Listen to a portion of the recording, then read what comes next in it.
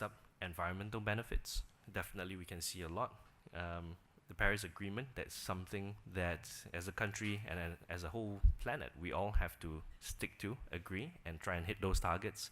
E-mobility is one way for sure to reach those targets or to help reach those targets. There's a risk of land loss as well if we don't take action. By about 2050, about 24% of Jakarta will disappear. That was a quote from Mr. Susandi from the Bandung Institute of Technology. So think about it. If that were to be true, that means in 34, 35 years' time, 1/4 of Jakarta will be gone. That's not a good idea. I don't want to imagine that. But I think at least there's something that we all can do about it. The Maritime Affairs Ministry has also cited another big problem with a sea level rise of 90 cm by 2050 that would drown 2,000 small islands. So it's not some foreign institute conducting that kind of study where they may be less knowledgeable about local conditions. This is coming from a local source. Yeah, you've got 42 million Indonesians living at a height less than 10 meters above the sea level, and climate change is definitely going to pose a huge risk, which at some point or other the government will have to look after these people as well. What are they going to be doing when they get displaced? Also, there's going to be a long list of impact to humans and nature, water availability, freshwater availability because of droughts. The agricultural and aquacultural impact is huge. You're not going to be able to get your crops so easily. Fishing and shrimp industry will be very badly affected as well. Biodiversity will be affected, and therefore tourism will be affected. And in those movies where they project the future of the world where it's just a grey nuclear wasteland, basically that will kind of look like it if we don't do anything, right? So let's look at technology and education as well and how e-mobility can contribute. Digitalization is a huge core pillar for our company's direction, and digitalization and e-mobility are very closely linked as well. So for a country to stay relevant and knowledgeable in those fields, that's a big plus. Global expenditure is definitely going to increase in those fields. Technical expertise will be sought after. The big companies will want people who know software, who know programming, who know IT in really, really deep technical areas. And the young are especially good at that. This is aspirational. This is hope for the young, hope for the future. And it's not a very costly thing to pursue as well. All you need these days is a simple iPhone, and I think a 5-year-old can probably operate it much faster than an adult can these days. What's also important is that this can help position Indonesia as a country that's ready to the global businesses. It's a country that will be ready for new products, ready for new services, ready for new technology, ready for new ways and understanding of doing things as well. And I think if local production is a very sought after topic, it is also a very important position to be in, to be knowledgeable of such a field. So globally, the local emissions vehicle market is projected to be worth well over $100 billion by 2017. If you guys get a small cut of that pie, that's worth still quite a lot of money, and that will help extend into a huge economy and huge industry for the country, right? And the big question is, will traditional methods and industries be enough in the future if we choose to adapt this slowly, if we choose not to go in that direction? How long can we all last before we are too far behind and it will take too much effort to catch up again? That's a big question as well. So next up, if we look at examples of where we can do it in the local context again, we have a few key ingredients that are always good to have when we're starting with e-mobility. First up is reliable electrical infrastructure, which I think Indonesia is a very good one. You can have average driving distances. So with a range of about 50-60 kilometers a day, that is well within the capabilities of most electric cars in the market right now. And even if you have daily driving distances of 200 kilometers, that's no problem for plug-in hybrids, right? And also, we need customer demand. Customers need to understand it, and they need to be in agreement that this is the right way forward. Jakarta naturally is one such place where e-mobility will have a lot of benefits, not just to the understanding and the technology of the local city, but also to emissions. With much cleaner air in Jakarta, I think a lot of people will be much happier. Everybody will be a lot more productive as well. Bali is also another fantastic example. Small, well-contained environment where distances are not so much of a concern. So how can we successfully introduce it?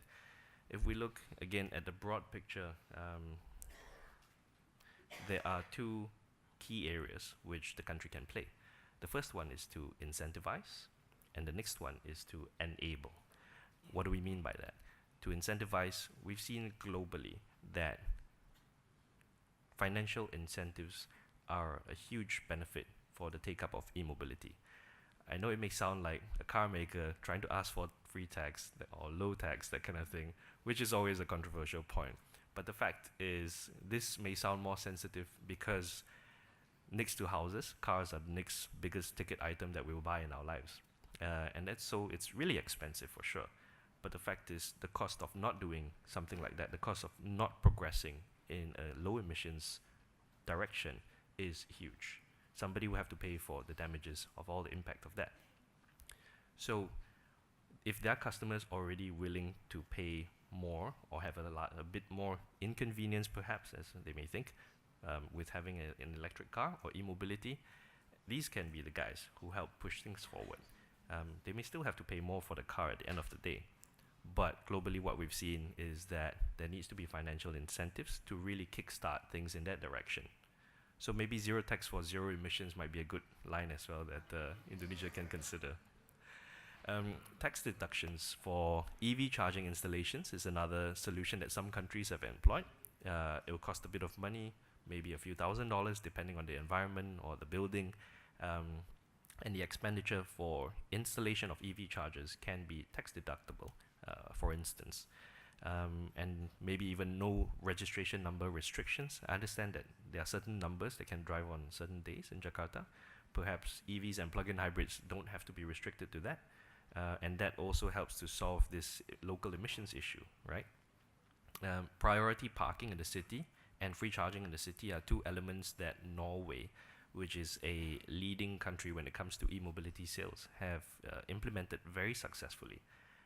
And it's a fantastic place. There's so little noise in the city, and the air is so clean. When you take a walk around, it feels like you've entered a different planet. It feels like you're on a movie set. It's clean, the cars are quiet, everything's fantastic.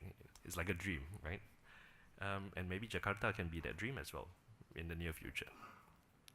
On the other hand, when it comes to enabling building codes, for instance, to provide for chargers and EV charging infrastructure is one enabling method that needs to be used for the government to build a good charging network or enable private businesses to build a good charging network. That's also really important.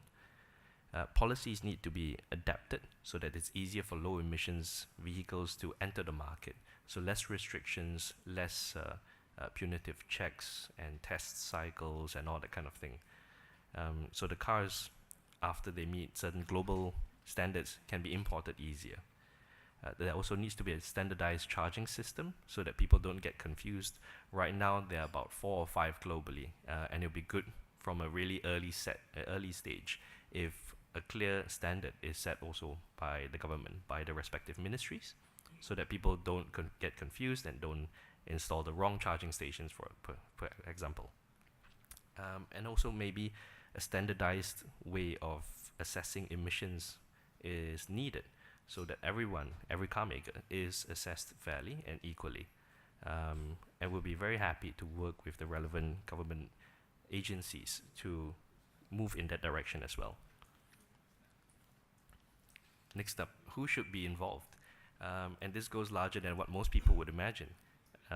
In most countries that we've seen, adapting that information again to the local requirements of the local setup, clearly these 5 ministries would be highly recommended to be in the lead. Ministry of Industry, Finance, Transport, Energy, Environment. Ministry of Industry, because at the end of the day, this is a huge business. It's a huge opportunity for the country to pursue. Ministry of Finance, because maybe that's where the zero taxes will come from. Ministry of Energy, because how is the country going to be providing a substantial amount of energy for this new use, for this new revenue stream, and how can it do it with clean energy? That's also a big step that needs to be considered. Ministry of Transport, to decide on what sort of cars need to be on the roads in future and what sort of cars we could do less with. And naturally, Ministry of Environment, because they're the ones with a huge target to reduce emissions by 29% by 2030. So these could be 5 key players for the country to consider as well. And what next? E-mobility, like I mentioned earlier, is just one solution to a huge global problem, and that's climate change and the question of how do we manage sustainability. So if we look at e-mobility, that's just one small solution that the automotive world has today. We've moved from hybrids to plug-in hybrids, and now we are in the stage where we're looking at electric vehicles. In the future, there will be autonomous vehicles where cars drive themselves, where you can just sit in the back, read a magazine, check Facebook, and your car will get you to your destination. The next step that even BMW is looking at as well is fuel cell vehicles. And maybe in future, there'll be autonomous mass transportation or electric ride-hailing. And there are already a few big businesses around the world right now that are looking at how to enable customers to book a car from your phone and have an electric car drive itself to where you are, pick you up, drive you to where you need to go, and that's it. You don't even need a driver. That could be one possible future scenario. Who knows? But what's clear is that the next step for the automotive world is that we're looking at fuel cell market, and that will be several years ahead. It will be 5, 10, 15 years ahead for sure. But in between now and that period of time, there needs to be concentration on e-mobility. It is, after all the debates that the automotive world has had, this is the easily most implementable solution that results in much cleaner energy, results in lower emissions, results in a much better environment for all of us. So with that, I'd like to leave you with a video to give you a hint of what things could look like in the future.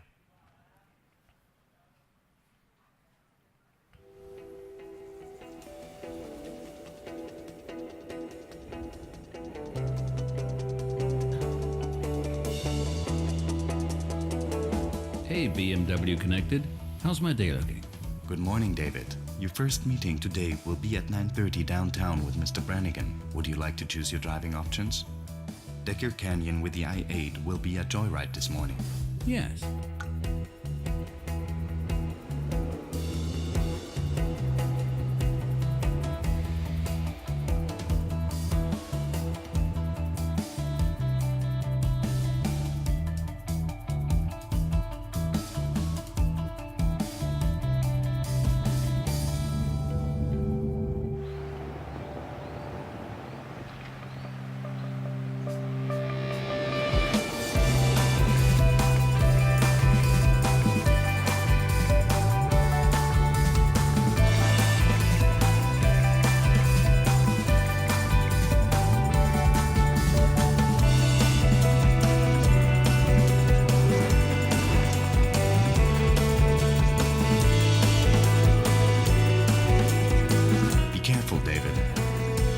There's a rock slide ahead.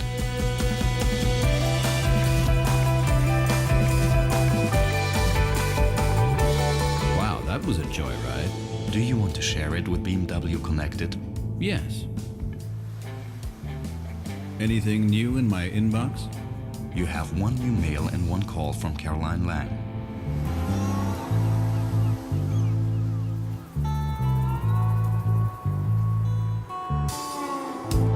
Okay, please call Caroline. Hello, David. How are you? Hi, Caroline. Fine, thanks. Thanks for returning my call. I was calling about our campaign we were talking about last time. I sent you an email with the 2 possible headline press pictures. Is it possible for you to take a look at them right now? Sure, I'll switch us to video call. I'm in auto mode now. All right, I see your content. I guess Option 1 would be a better fit for our main efficiency strategy. I think so too. I'll talk to the team and we'll move on with this. Thanks. We should go for lunch when I'm back in Munich next week. I see Thursday could work. It does. Great, looking forward to it. And good luck for your meetings. Thank you. David, there's traffic ahead. To keep your estimated arrival time, I suggest leaving the highway at exit 5 for an alternative route downtown. Okay.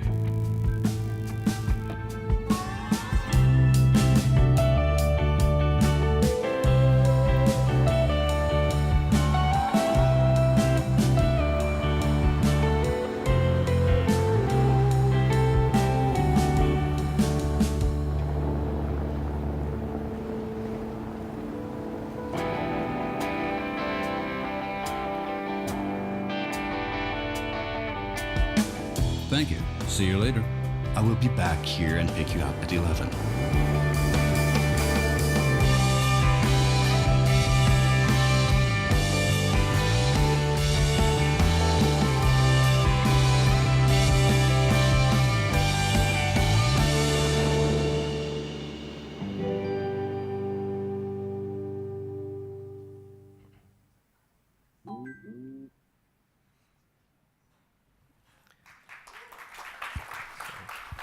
Ladies and gentlemen, that's, I think you'll all agree, is a fantastic looking future.